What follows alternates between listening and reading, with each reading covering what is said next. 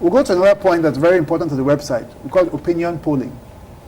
We may sit here now, we have 300 people sitting here now representing Kwalites, but as we just heard now, some people are not even involved, even in their WhatsApp groups and the rest. Now, when you want to take a decision that's going to affect so many people in a binding way, at least you should hear from the public. So we have a feature there which is the opinion polling, where people go and just give their opinion. Are you for this? Are you against this? Why? And then we can collate that so that when we're discussing at the executive level, we can say, look, our members, 2,000 of them have said they are for A, 3,000 have said they are not for A. I think this has a meaning. Why we talk about this now is because we're going to have a membership drive. We call it a drive. What does that mean? Once you attended FGC Kwali, you're automatically a member, full stop. But we now need to verify or validate the members. And we have to remind people to just go through that simple step of go and fill in a form, be a little bit patient, it just takes 5 minutes. It will be emailed to you, and from there, we can authenticate you within a few days. And from that moment till Kingdom Come, you are a registered member. This is very important for integrity and all whatnot, and also for communication, because another big part of the website is what we call professional networking. As we said right now, we have, I think, a wide spread of professions on this table, and we have seen that this, in fact, this comes back to you now when it comes to the issue of welfare. How do we help ourselves? I think Fakokosa has 3 things they say they stand for: giving back to the school, giving back to ourselves, giving back to society. In the giving back to ourselves part, we have this issue of, let's say, support or welfare. Let's be clear, welfare doesn't mean charity alone. Welfare means you're a civil engineer, I'm an architect, I didn't know you're in this town with me. We know ourselves from Kwali, or we know we may gain from each other. The professional networking thing is a massive thing that we keep discovering, just remains to be formalized. At every AGM, we keep hearing of people meeting, exchanging, not even AGM, every meeting. We meet, exchange contacts and all that, and then we later go and do 1 or 2 businesses, and it's still part of the fruit of being in Kwali. Having said that, I'd like to come to another side of the welfare, which is what we've been doing or trying to do with the students while they are in school. We had a few mentorship programs, if I remember correctly, and I think my sister Fatima here and Grace were able to mentor, guide a few of these younger ones in school. So Grace, please tell us what that was all about. Okay, so literally mentorship program is just to like encourage the younger ones that are coming up, and then like prepare their mind. The thing is, while we were in school, nobody actually prepared our mind for the wider world. They just give you the whole theory setting, go to school, get grades, graduate, get a job. They don't tell you there's no job in Nigeria. They also don't tell you that money is hard. They also don't tell you that adult comes with so much responsibility. Because while growing up, I had the mentality that school and my parents were the only thing holding me. Then once I become an adult, bam, have blown. So it's crazy when you have this mindset and then you come out to the world and then you meet a whole different thing. So the idea of the mentorship program is to actually inculcate in this student the mindset that this adulthood they are looking forward to, it is not as easy as you think it is. Yeah. It is practically putting their mind to real life experiences, what they will face when they come out from school, what they will expect when they come out, and at the same time putting them in the right position that when I come out from school, I already have this in my mind. So I should actually have the mindset of doing this thing to actually come out better than the people who were in the past. Now, taking advantage of social media. When I was growing up, when I'm pressing phone, my mother keeps saying, this phone you're pressing, it will not give you anything. It will never make you pass. It will not give you money. But now, I earn more from social media than I even earn from the work I do. Yes. Do you understand? Yes. So the mentorship program is to tell the student that this little skill or this little passion or this little thing you do, why don't you convert it to something skillful? So at the end of the day, as you're leaving school, you can make money out of it. I have a 15 years old who just finished secondary school and he uses his Instagram to sell fabrics. 15 years old. I also have a student that I teach. She's 8 years old. She draws, like she loves to draw. And then her art was actually exhibited yesterday at Abuja Pavilion for an 8 years old. So imagine if the older generation had this mindset or had people who actually mentored them and prepare their mind that, oh, this thing can actually be useful when you grow up. Nigeria would have been a better place right now. So would have blown by now. So since we did not have that advantage and that privilege, That is why we're giving it back to them. Let's put them in the line that, yes, education is good, but at the same time, you need to have a backup plan just in case education doesn't work. I think you referred to a very big and important aspect of mentorship. As I recall, Salimata, you were also at the mentorship program, and in addition to what she's referring to, which is the professional guidance, there are other aspects of mentorship. I know you're a mother, you have children, and you were also there passing. So what can you say were the other dividends from having the mentorship program, and what can you add to what she said? Just like she has said a lot of things, but I can remember vividly well that I told them in national orientation, we used to go from schools to schools. So in national orientation, you mean what? National orientation. In your office? Yes, from okay, my office. All right. I specifically told them that there are some rules in life that you must have. They will checkmate you and guide you through life. I told them about hard work, dignity of labor. You must be a patriotic citizen. It's there, their core values. All those things will serve as guide to you. And then I also told them that whatever they're going to do in life, they must be passionate about it. Because may I just interrupt? Could you please describe what this event was like? Because those who didn't attend will not know in context what happened there. So just before you go further, what was the mentorship event like? Who came, who didn't come? What was it all about? A lot of ex-Kwalites came there, and with people from different professions.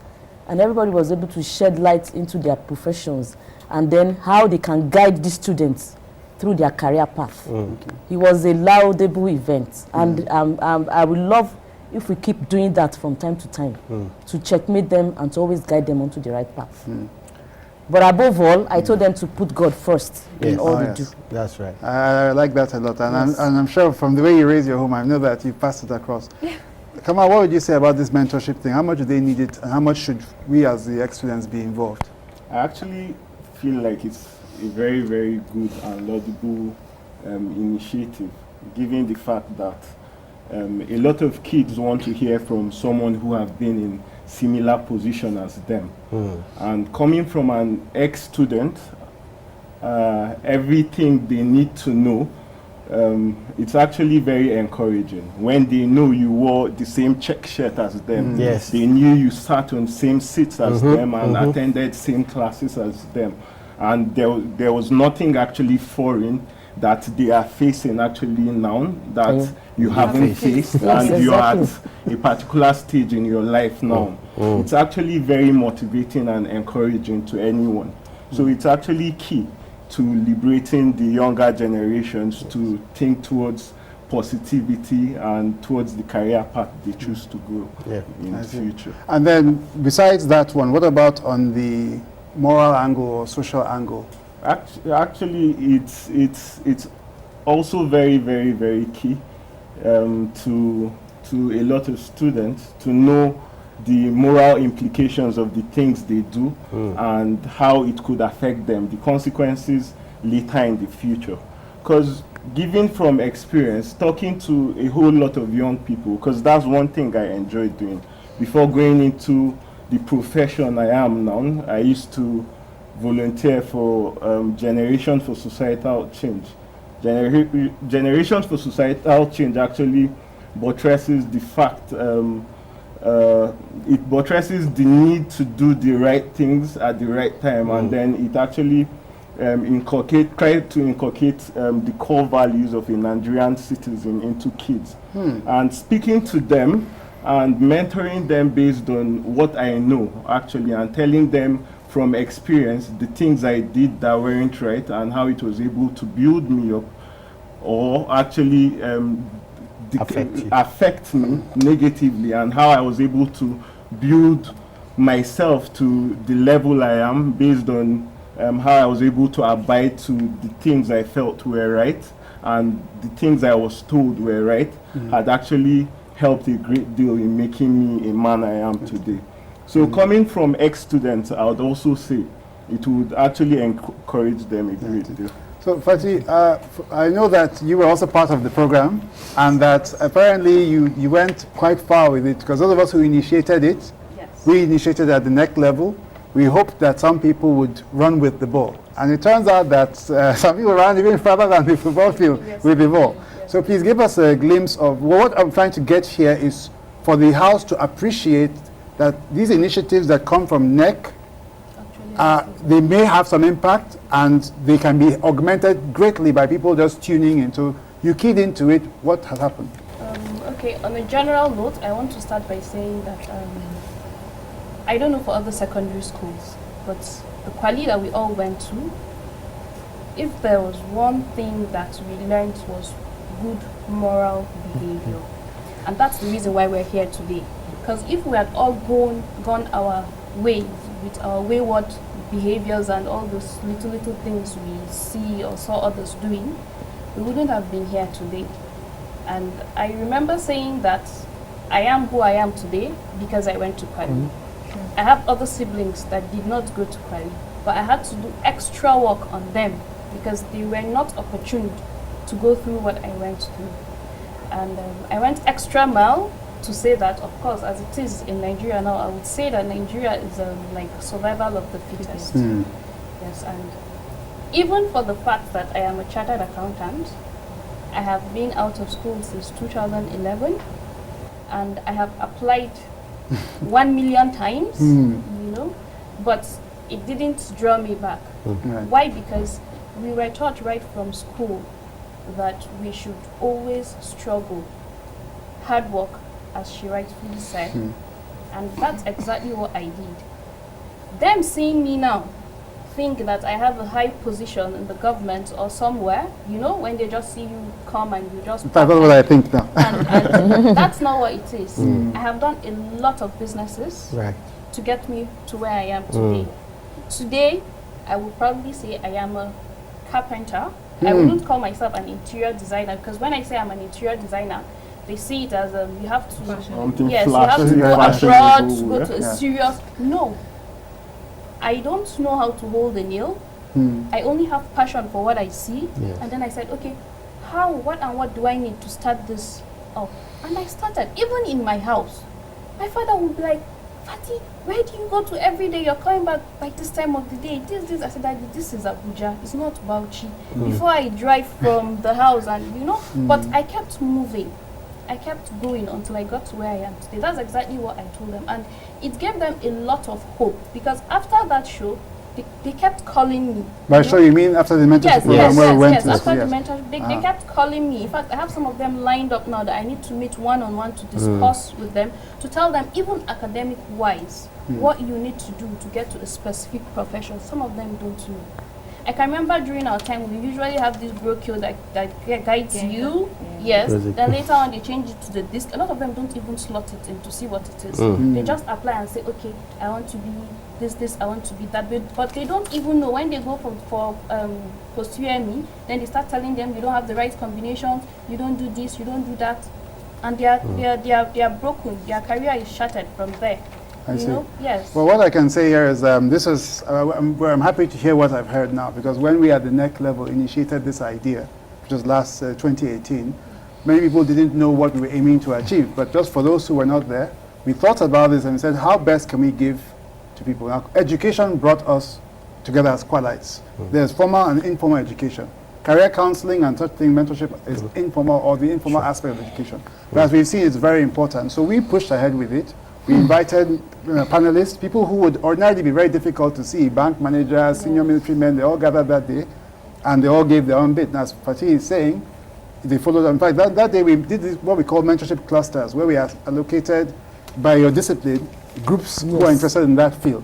And apparently it's stuck. So what we want to do at the NEC level is to promote this. In fact, the school took a cue from this initiative and repeated their own version of a career day earlier this year, but we want to even augment it more, and that's where Kamal and his mates come in, because what we want to do is upgrade our program so that the mentorship programs themselves will not be ad hoc, they'll be timed.